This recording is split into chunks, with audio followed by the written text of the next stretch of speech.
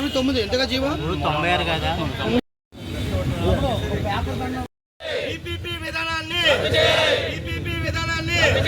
దస్తావేజుల ఐక్యత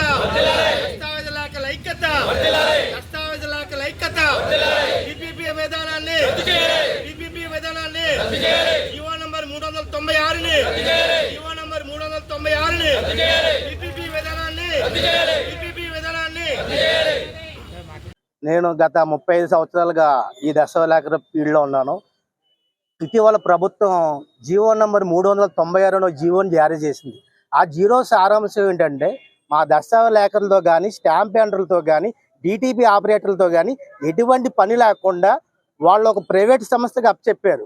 ఓ రిజిస్ట్రేషన్ చేయించుకోవాలంటే ఆ ప్రైవేట్ ఆఫీస్కి వెళ్తే వాళ్ళు రిజిస్ట్రేషన్ కట్టే ఛార్జెస్ కాకుండా సుమారు ఒక 5,000 6,000 ఎక్స్ట్రా కట్టించుకొని వాళ్ళే రిజిస్ట్రేషన్ చేసే పరిస్థితి తీసుకొచ్చారు.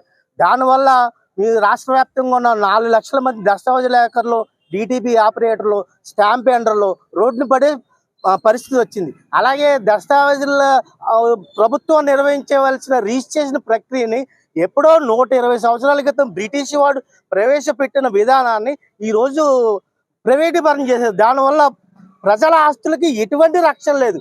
ట్యాంపరింగ్ జరిగే పరిస్థితి ఉంది. ప్రజల ఆస్తులకు రక్షణ ఉండదు.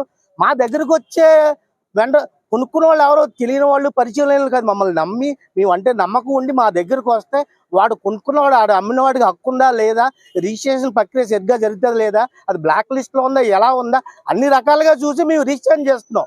మా వల్ల ప్రజలకి ఇబ్బంది లేదు, ప్రభుత్వానికి ఇబ్బంది లేదు.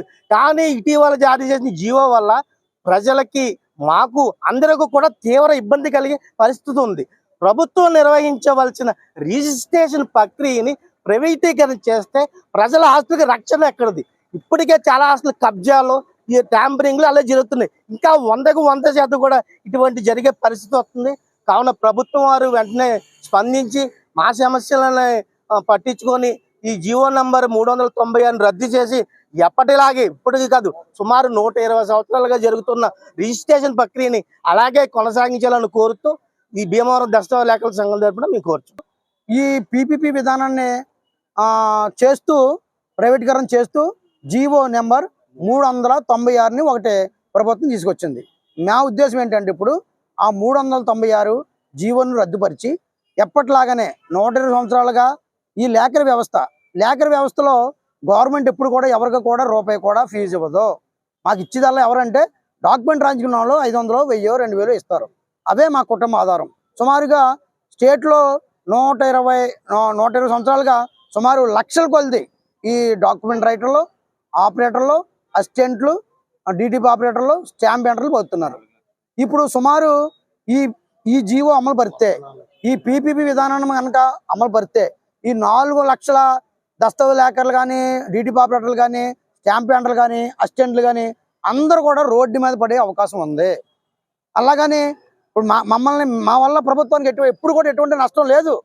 ప్రభుత్వం మాకు రూపాయి ఇవ్వదు. అయినా మమ్మల్ని ఎందుకు చిన్న చూపు చేస్తుంది? సుమారు 4 లక్షల పైనే ఉన్నాం. దయచేసి శ్రీ ప్రభుత్వం వారికి, నారా చంద్రబాబు నాయుడు గారికి మేము తెలియజేసేది ఒకటే, మా వల్ల మీకు ఇబ్బంది లేదు. మాకు స్టైఫండ్ ఇమ్మనుకుంటే మిమ్మల్ని అడగట్లేదు. మా బ్రతుకు మేము బతున్నాం, ప్రజలే ఇస్తున్నారు మాకు. దయచేసి ప్రైవేటీకరణ చేసి ప్రజల యొక్క ఆస్తులను మరి పబ్లిక్ వారి చేతిలో పెట్టకుండా మాకు న్యాయం చేయమని శ్రీ ప్రభుత్వాన్ని కోరుతున్నాం.